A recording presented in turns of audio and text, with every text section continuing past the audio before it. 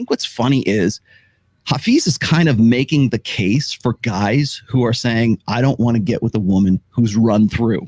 Right. I get this all the time. You probably do too. It's like when I'm counseling guys and they're like, Rolo, in 2 to 4 years, I want to be married. I want to have kids. I want to settle down, but I don't want one of these ratchet girls I see on Fresh and Fit. I don't want to get with one of these 18 to 19, 20-year-old girls who are just so they're not going to go out with this guy because they're not ready. They're still like in their hoe phase, right? They don't want to pay full price for used goods. Like I get the sentiment. But also they don't want to get with a woman who's like in her epiphany phase. They don't want to get with the 29, 30, 31-year-old woman who is sort of on her cycling out of the sexual marketplace.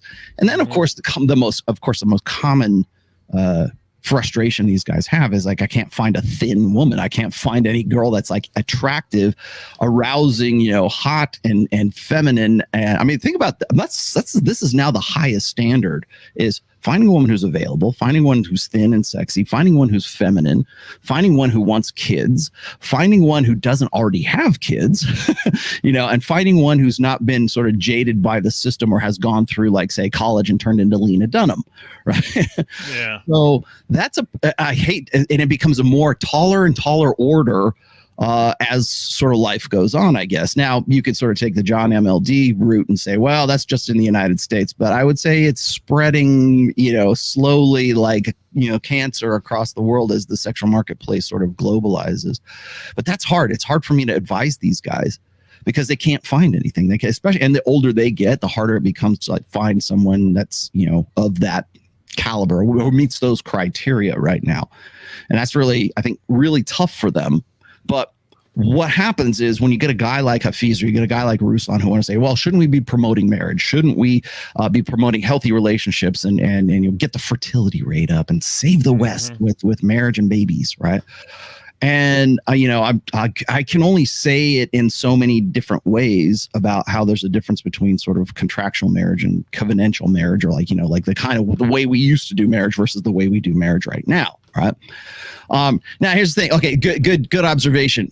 No, you won't find them there either, Genesis, because now we've got single mommy ministries and single mommy evangelical Christian conventions that are dedicated to single mothers. Yeah, who goes to church? People who need redemption and forgiveness. Who needs that? Right. Single moms. And the other thing Church wanted them because they're like, this fills the pews and this gets the tithes because the guys just stopped showing up. She's correct in one way, though. There are more women in church than there are men in church because the church has become actively hostile to anything that's conventional. There's more men in prison, too, though. So what? Yeah, there's more men in prison. You know what? There's so many things about this, and I hate it because there's a real sentiment. I get it. You don't want a chick that's run through, but you never really think, like, what does run through mean? And you did it yourself in your essay. This is run through. Yeah, and you always have to use like convoluted metaphors in that. All they want is that they're with a girl who's going to be loyal and sexually enthusiastic. That's essentially it. Don't have to worry about if it's going to be your kids or not. I think those are like the 3 things everybody can agree on. Now, if you get, how many cases have we seen where there's like some guy married a virgin, she has fear of missing out, divorces him, goes off and does her thing because she's never had it? Probably a few, quite a few.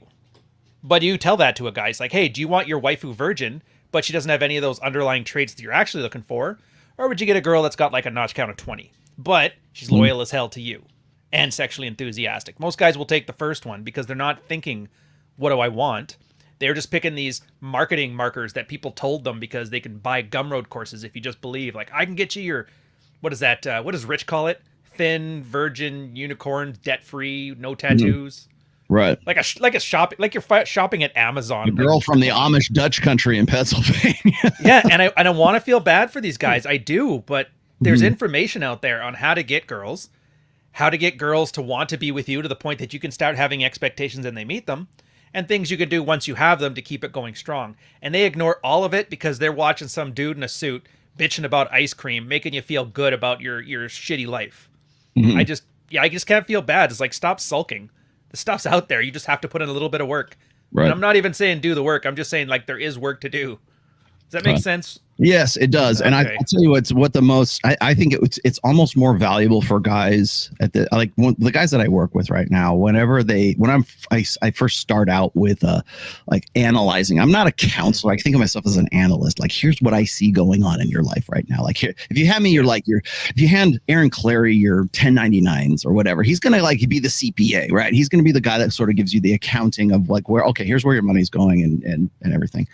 I'm kind of the same way about when I talk to guys who want to talk to me about doing their counseling. So I kind of analyze things. But one of the first things part of my first analysis is I'll go to the female delusion calculator.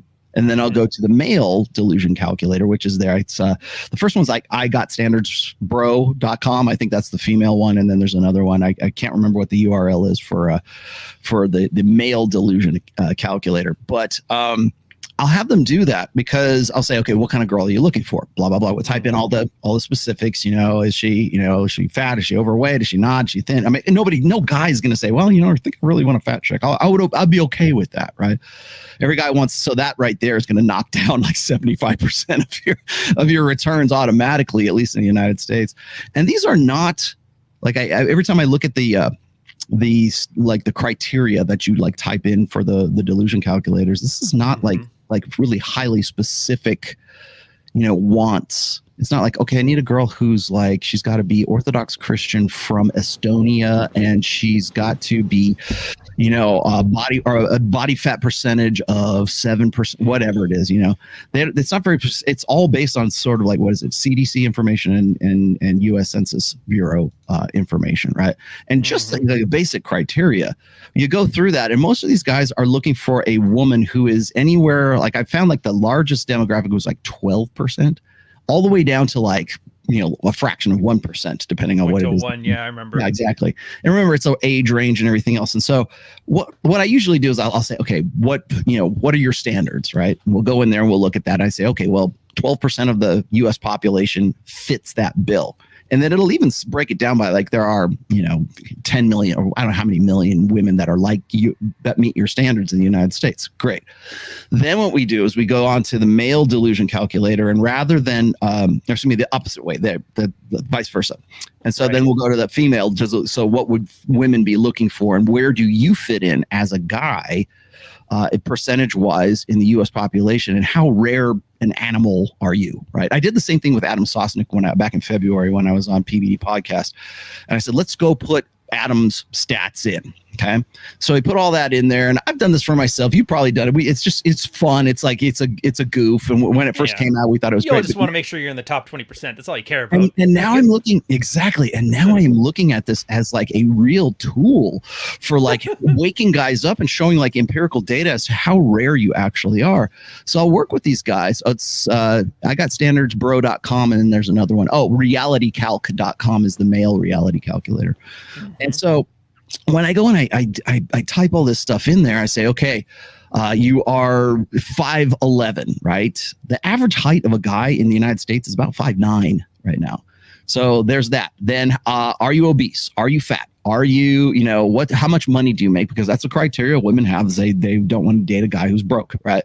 So you got to put that in there, and the whole thing, like, and then by ethnicity and everything else, we put that in there. And like most of the guys that I work with are like a fraction of 1%. Like they are below 1% of the population. And what gets me is every single time I do this, guys are like, really? That's because they have this mentality that they are just common. Like they are just like, because we have this, certainly in the US, but like I think probably in Western nations, we have this idea that women are just so valuable. And especially when they're like 22, 23, 24 years old, they have so much power. She's on OnlyFans and she looks so good and she's all this and everything. And she is a very small percentage of what you're actually going to meet out in the wild. Yeah. And you are a much more rare animal. Most of the time, you're a much more rare animal than you think you are. Especially if you're finding this community and that you want to do sort of male self-improvement. I think that's where most guys need to start. Like before you even call me, go and look at how many guys are like you in the world, and that will help you sort of put yourself into perspective.